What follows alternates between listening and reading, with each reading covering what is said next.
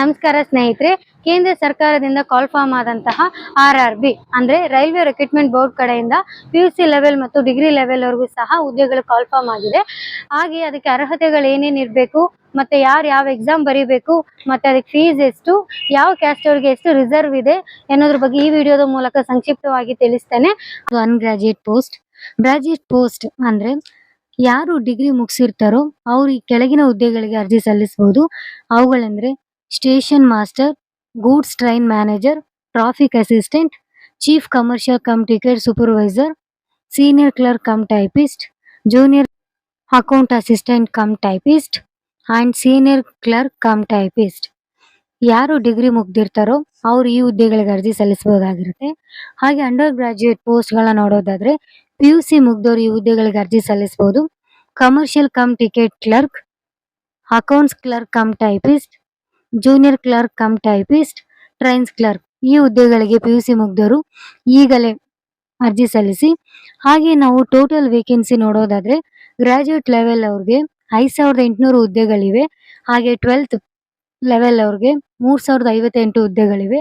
ಹಾಗೆ ಕ್ವಾಲಿಫಿಕೇಶನ್ ನೋಡೋದಾದ್ರೆ 12th ಅಥವಾ ಎನಿ ಗ್ರಾಜುಯೇಟ್ ಆಗಿರಬೇಕು. ಹಾಗೆ ಏಜ್ ಲಿಮಿಟ್ ಬಂದು ಗ್ರಾಜುಯೇಟ್ ಅವ್ರಿಗೆ 18ರಿಂದ 33 ವರ್ಷ, ಹಾಗೆ ಅಂಡರ್ ಗ್ರಾಜುಯೇಟ್ ಅವ್ರಿಗೆ 18ರಿಂದ 30 ವರ್ಷ ಇರಬೇಕು. ಹಾಗೆ ಸೆಲೆಕ್ಷನ್ ಪ್ರೋಸೆಸ್ ನೋಡೋದಾದ್ರೆ 2 ಹಂತಗಳಲ್ಲಿ ನಡೆಯುತ್ತೆ. ಒಂದು CBT 1, CBT 2. ಸ್ಕಿಲ್ ಟೆಸ್ಟ್ ಒಂದೊಂದಕ್ಕೆ ಇರುತ್ತೆ, ಒಂದೊಂದಕ್ಕೆ ಇರಲ್ಲ. ಹಾಗೆ ಡಾಕ್ಯುಮೆಂಟ್ ವೆರಿಫಿಕೇಶನ್ ಮತ್ತು ಮೆಡಿಕಲ್ ಟೆಸ್ಟ್ ಕಡ್ಡಾಯವಾಗಿರುತ್ತೆ. ಹಾಗೆ ಲಾಸ್ಟ್ ಡೇಟ್ ಬಂದು ಗ್ರಾಜುಯೇಟ್ ಅವ್ರಿಗೆ 20th ನವೆಂಬರ್ 2025. ಹಾಗೆ ಅಂಡರ್ ಗ್ರಾಜುಯೇಟ್ ನೋಡೋದಾದ್ರೆ 27 ನವೆಂಬರ್ ಇದೇ ಮಂತ್ ಎಂಡಿಂಗ್ ಇದೆ, ಅರ್ಜಿ ಸಲ್ಲಿಸಬಹುದು ಯಾರು ಆಸಕ್ತಿ ಇರ್ತಾರೋ. ಹಾಗೆ ನಮ್ಮ ಕರ್ನಾಟಕದಲ್ಲಿ ನೋಡೋದಾದ್ರೆ RRB ಅಂದ್ರೆ ಬೆಂಗಳೂರು ಪ್ರಮುಖವಾಗಿದೆ.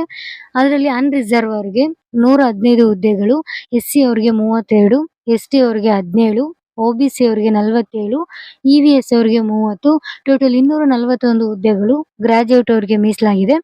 ಹಾಗೆ ಅಂಡರ್ ಗ್ರಾಜುಯೇಟ್ ಅಲ್ಲಿ ನೋಡೋದಾದ್ರೆ ಅನ್ರಿಸರ್ವ್ ಅವ್ರಿಗೆ 27, SC ಅವ್ರಿಗೆ 9, ST ಅವ್ರಿಗೆ 4, OBC ಅವ್ರಿಗೆ 7, EVSಗೆ 7, ಟೋಟಲ್ 54 ಹುದ್ದೆಗಳು ಅಂಡರ್ ಗ್ರಾಜುಯೇಟ್ ಅವರಿಗೆ ಮೀಸಲಾಗಿದೆ. ಹಾಗೆ ಅಪ್ಲಿಕೇಶನ್ ಫೀಸ್ ನೋಡೋದಾದ್ರೆ ಜನರಲ್ ಅಥವಾ OBC ಅವ್ರಿಗೆ 500 ರೂಪಾಯಿ ಇರುತ್ತೆ. ಹಾಗೆ SC, ST, ವುಮೆನ್, ಟ್ರಾನ್ಸ್ಜೆಂಡರ್ ಹಾಗೆಯೇ ಎಕನಾಮಿಕಲಿ ಬ್ಯಾಕ್ವರ್ಡ್ ಇರೋರಿಗೆ 250 ರೂಪಾಯಿಗಳು ಫೀಸ್ ಆಗಿರುತ್ತೆ. ಹಾಗೆಯೇ ನಾವು ಎಕ್ಸಾಮ್ ಪ್ಯಾಟರ್ನ್ ನೋಡೋದಾದ್ರೆ ಗ್ರಾಜುಯೇಟ್ ಅಥವಾ ಅನ್ಗ್ರಾಜುಯೇಟ್ ಅವ್ರಿಗೆ CBT 1, CBT 2 2 ಹಂತಗಳಲ್ಲಿ ಪರೀಕ್ಷೆ ನಡೆಯುತ್ತೆ. CBT 1 100 ಮಾರ್ಕ್ಸ್ ಇರುತ್ತೆ, ಅದಕ್ಕೆ 90 ನಿಮಿಷ ಕಾಲಾವಕಾಶ ಇರುತ್ತೆ.